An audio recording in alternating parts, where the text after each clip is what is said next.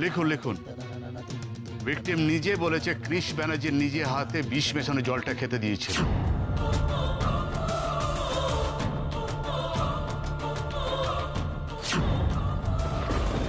আচ্ছা, এই পয়লা বৈশাখের দিন ফাংশনের ঠিক আগের মুহূর্তে উনি তোমাকে একটা জলের বোতল দিয়ে বলেছিলেন যে এই বোতলটা যখন চাইবো তখন আমাকে দেবে, ঠিক বলছি?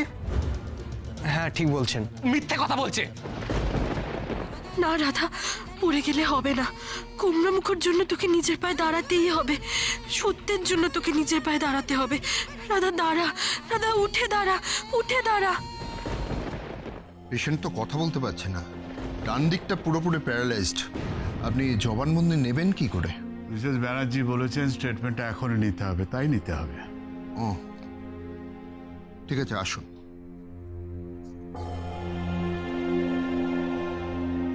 তাছাড়া পেশেন্টকে তো আর কথা বলতে হবে না, আমি শুধু প্রশ্ন করব, উনি শুধু মাথা নেড়ে হ্যাঁ বা নাই উত্তর দেবেন। কে এইটুকু পারবেন তো রাধারানী দেবী? That's good.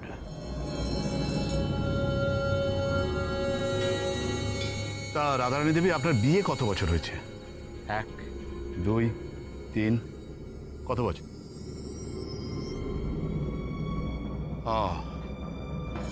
1 বছরও হয়নি, তাই তো? বিয়ের পর থেকেই আপনার ওপর অত্যাচার শুরু করে দেয় তারা, তাই তো? ও আচ্ছা আচ্ছা, শুরু থেকে না, রিসেন্টলি শুরু করেছে, তাই তো? হ্যাঁ, নোট ডাউন প্লিজ।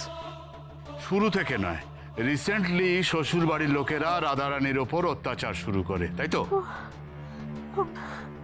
না মানে শ্বশুর বাড়ির লোকেরা নয়, শ্বশুর শাশুড়ি দেওর ননদ এরা কেউ আপনার ওপর অত্যাচার করে না, তাই তো? একমাত্র আপনার হাজবেন্ড ক্রিশ ব্যানার্জি আপনার ওপর অত্যাচার চালাতো, তাই তো? ওর স্বামী ক্রিশ ব্যানার্জি ওর ওপর অত্যাচার চালাতো। দেখুন। না না, কুমড়া মুখ আমার উপর কোনোদিন কোনো অত্যাচার করে না।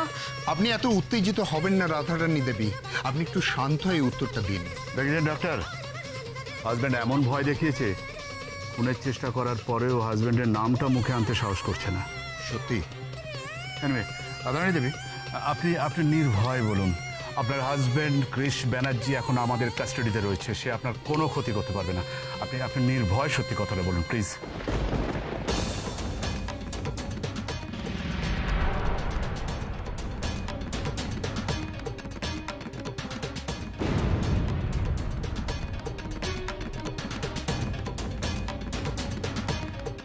রাধা,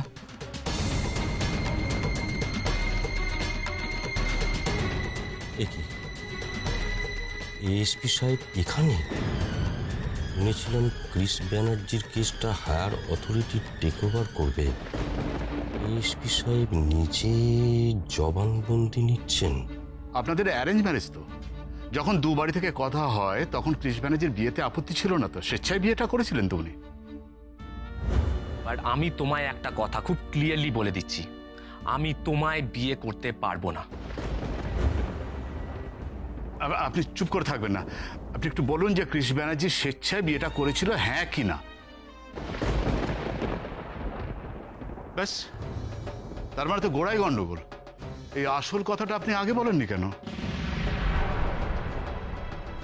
রাধা, আমি জানি তুমি আমায় দেখতে পাচ্ছ না, কিন্তু আমি তোমার খুব কাছে আছি, খুব কাছে। রাধা, একটু উঠে বসো, একবার কথা বলার চেষ্টা করো।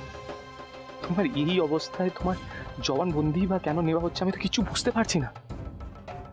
মিস্টার ব্যানার্জি, আপনার ওয়াইফকে দেখা হয়েছে তো? এবার আপনি প্লিজ চলুন, আপনি আমার সাথে থানায় চলুন। প্লিজ স্যার, আমায় একটু সময় দিন, একবার রাধার সামনে যেতে দিন, ওর সাথে একটু কথা বলতে দিন প্লিজ। মিস্টার ব্যানার্জি, আপনি কিন্তু আমাকে বলেছিলেন যে আপনার ওয়াইফকে আপনি দূর থেকে দেখেই চলে আসবেন। দেখুন, এখন এএসপি সাহেব ভেতরে আছেন, উনি যদি দেখে ফেলেন আপনারও বিপদ আমারও বিপদ। প্লিজ আপনি চলুন।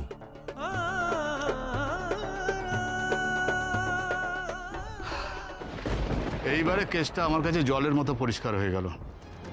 দেখে ফেলুন, ক্রিশ ব্যানার্জি বাড়ির চাপে রাধারানী বেরাকে বিয়ে করতে বাধ্য হয়েছিলেন, তারপর ওনার থেকে মুক্তি পাওয়ার জন্য ওনার উপর অত্যাচার করা শুরু করেন। লিখুন, তারপর দিনে দিনে অত্যাচারের মাত্রা বাড়তে থাকে এবং তাকে শেষ অবধি বিষ খাইয়ে মারার চক্রান্ত করেন।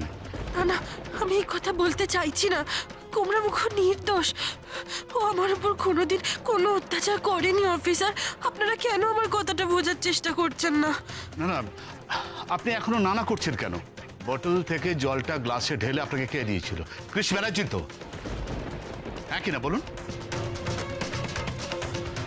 ব্যাস, প্রবলেম মিটে গেল। এটা আগে বললেই তো হতো। চলুন চলুন। প্লিজ স্যার, হ্যাঁ, এত দূর যখন এসেছি তখন রাধার সাথে আমি কথা না বলে যাব না। লিখুন লিখুন। ভিকটিম নিজে বলেছে কৃষ ব্যানার্জি নিজে হাতে বিষ মেশানো জলটা খেতে দিয়েছিল। না না, আমি সেটা বলতে চাইছি না। কুমড়া মুখ আমাকে জলটা দিয়েছে ঠিকই, কিন্তু কিন্তু ও তো জানতো না জলে বিষ মেশানো আছে। বিষটা কুমড়া মুখ মেশায়নি। আপনারা দয়া করে আমার কথাটা বোঝার চেষ্টা করুন। ও গণেশ দাদা, এসব কি হচ্ছে? ওনারা তো আমাকে ভুল বুঝছেন। এবার তো আমার জন্য কুমড়া মুখর ক্ষতি হয়ে যাবে গণেশ দাদা। চলুন চলুন, স্যার যে কোনো সময় বাইরে বেরোতে পারে, আপনারও বিপদ আমারও বিপদ। চলুন চলুন চলুন স্যার চলুন। দান স্যার, দান। উইটনেস হিসেবে আপনি সইটা একটু করে দেবেন। অবশ্যই। তা আপনি তো সই করতে পারবেন না, টিপচাপটা দিয়ে দিন। এই টিপচাপটা নিয়ে নাও।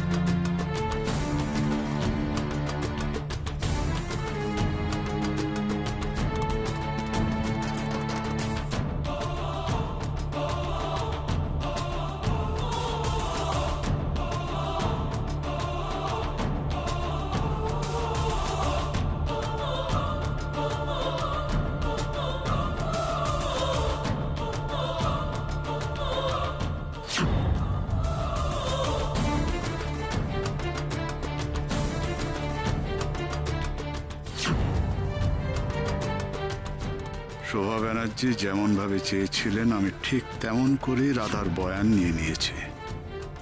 এবার আর কেউ কৃষ ব্যানার্জিকে নির্দোষ প্রমাণ করতে পারবে না। গণেশ দাদা, এ কি হয়ে গেল গো? আমি যা বলতে চাইনি ওরা তো তাই লিখে নিয়ে আমার টিপচাপ নিয়ে নিল। এতে তো গোমরা মুখর অনেক বড় ক্ষতি হয়ে যাবে। আর ও যখন জানতে পারবে আমি এসব কথা বলেছি, ও তো আমাকে ভুল বুঝবে। ও তো আমাকে ক্ষমা করতে পারবে না গণেশ দাদা। ও তো আমাকে ক্ষমা করতে পারবে না।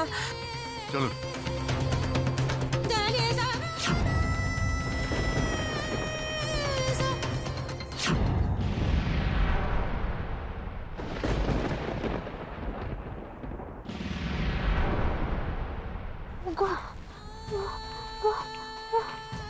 আরে আরে কি করছেন আপনি? আপনার বয়ান দেয় তো হয়ে গেছে, এবার আপনি চুপচাপ শুয়ে পড়ুন। আপনার কাকে দরকার? ডাক্তারবাবুকে ডাকবো? তাহলে কাকে? পুলিশকে? যে আপনার বয়ান নিতে এসেছিল উনি তো চলে গেছেন।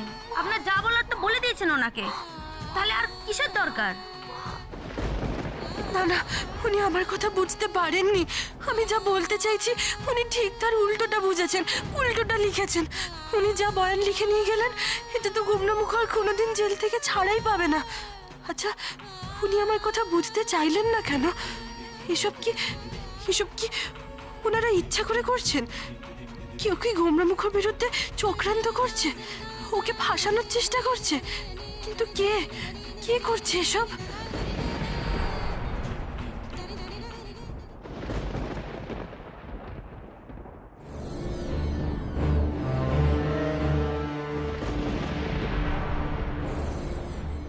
দিলেন তো বন্ধুকে বিছানা শুইয়া?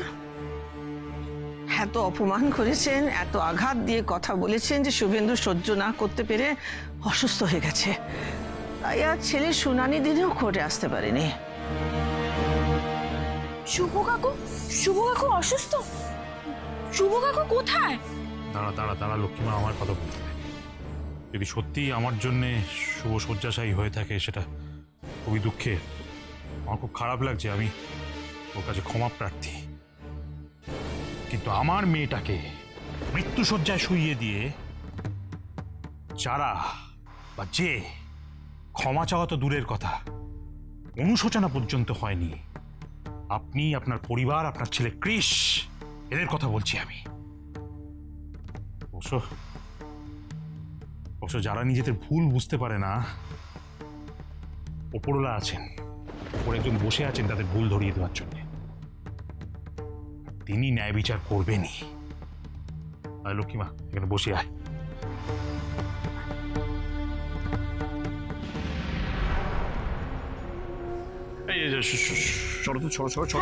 কথা বলতো না। দেখলে তো বৌদি, দুলাল্লা দুদিনের মধ্যে কিরকম 180 ডিগ্রি ঘুরে গেল, দেখেছো?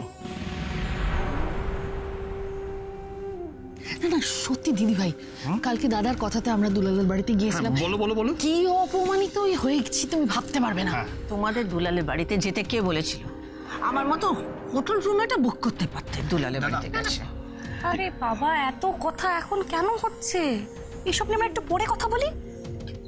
আপাতত আন্টি আন্টি ক্রিসের লয়ার কেন আসছে না? এসে যাবে, ইটস টাইম এসে যাবে। এই তো mister Roy is here. Mister Roy, please come in. Aunty তুমি প্লিজ একটু দেখতে আসবে, প্লিজ প্লিজ একটু। What is it Zara? তুমি খুব ভালো করে জানো আন্টি যে ক্রিসের কেসটা প্রচন্ড ক্রিটিক্যাল একটা কেস। তার মধ্যে ক্রিস আগের দিনও কোর্ট থেকে বেলটা পায়নি, কিন্তু তুমি আবার সেই মিস্টার রয়কে অ্যাপয়েন্ট করলে? তুমি ওনার ব্যাকগ্রাউন্ড চেক করেছো? মানে খবর নিয়েছো উনি আদেও কোনোদিন কোনো কেস লড়েছেন, মানে জীবনে কোনোদিন জিতেছেন? যারা ক্রিস আমার ছেলে, তার কোনো ব্যাপারে কোনো কাজে না আমি কম্প্রোমাইজ করেছি আর না আজ করব। You know, Mr. Roy is a very renowned criminal lawyer and I'm very sure উনি ক্রিসের জামিন আজ করেই ছাড়বেন। There he is. Mr. Roy, are you ready for the battle? Yes ma'am, You are. আমি কথা দিচ্ছি আজ আপনাদের ক্রিস ব্যানার্জিকে বাড়ি নিয়ে যেতে পারবেন, আমি কথা দিচ্ছি। Good. বাড়ি নিয়ে যেতে পারবেন।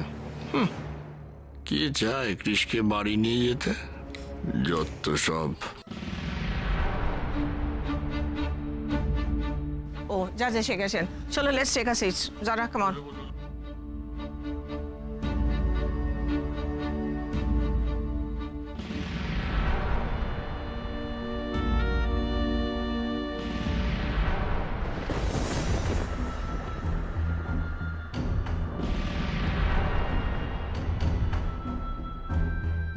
Case number 6/14 state versus Chris, শুনানি শুরু হচ্ছে।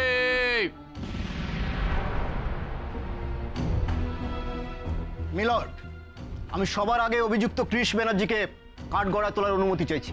প্রসিড। ক্রিস ব্যানার্জি হাজির।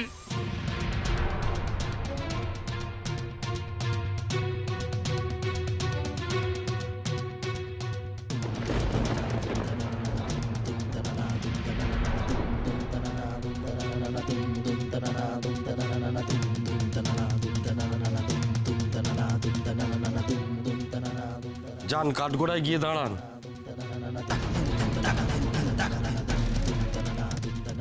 ক্রিস,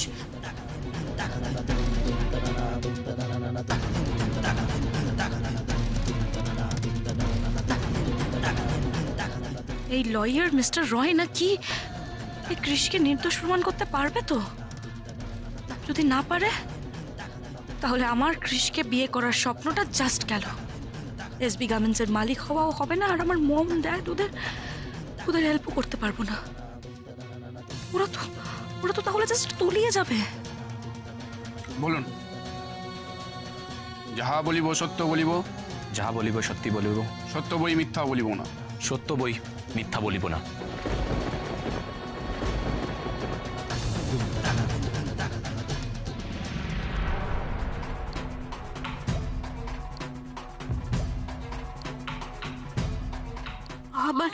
আমার এভাবে হাসপাতালে শুয়ে থাকলে চলবে না।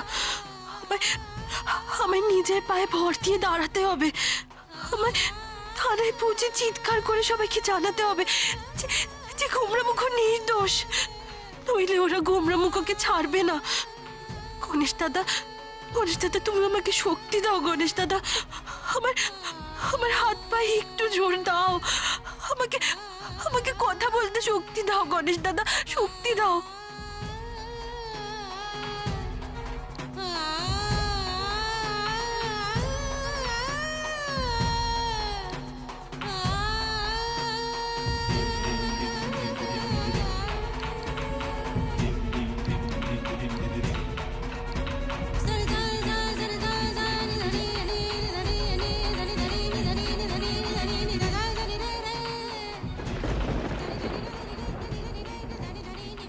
না রাধা, পড়ে গেলে হবে না।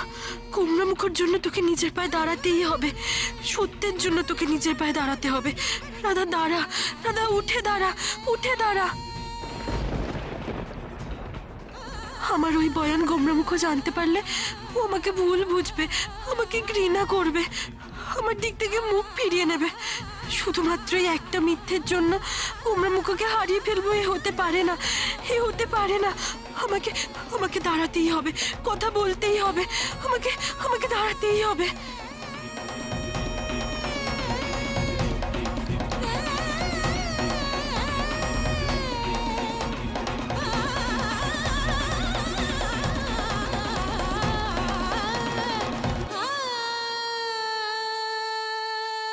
আমি পেরেছি, আমি পেরেছি গণেশ দাদা। আমি আমি আগের মতো আবার দাঁড়াতে পেরেছি।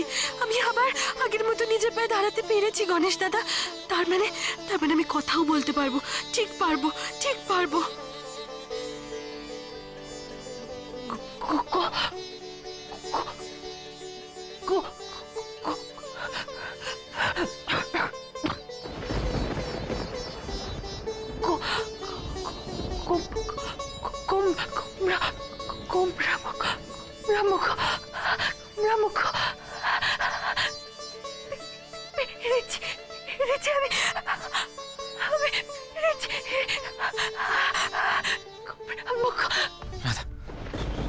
রাধা, রাধা আমায় ডাকলো মনে হলো না? হ্যাঁ হ্যাঁ, রাধাই তো ডাকলো। ও কি এসেছে কোর্টে? না না, ও কি করে আসবে? ও তো হাঁটতে পারছে না, ও তো ডান দিক প্যারালাইসিস হয়ে গেছে। মিলর্ড, এবার আমার প্রথম সাক্ষী হারু মণ্ডলকে কাঠগড়ায় ডাকার অনুমতি চাইছি। প্রসিড। হারু মণ্ডল হাজির।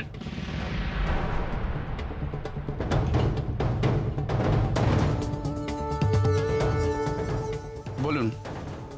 যাহা বলিব যাহা বলিব সত্য বলিব, সত্য বলিব, সত্য বই সত্য বই, মিথ্যা বলিব না, মিথ্যা বলিব না।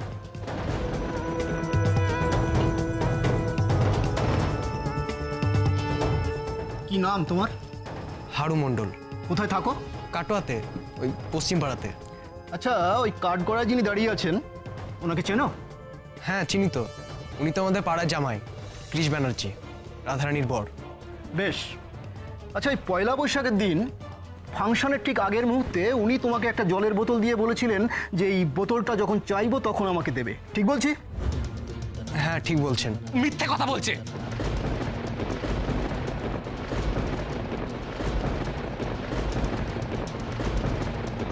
মিথ্যে কথা বলছো। মিস্টার কৃষ ব্যানার্জি, আপনি ওখানে এখন প্লিজ চুপ হয়ে দাঁড়ান, আপনাকে পরে কথা বলার সুযোগ দেওয়া হবে। আচ্ছা হারু, ওই ফাংশনের দিনে ঠিক কি কি হয়েছিল তুমি একটু ডিটেলে বল।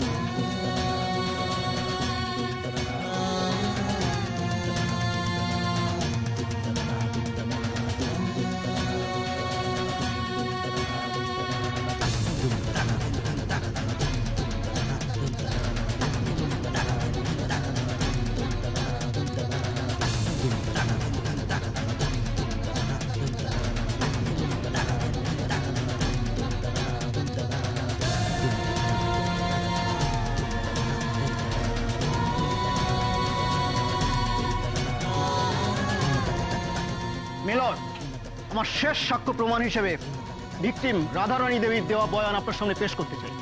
প্রসিড।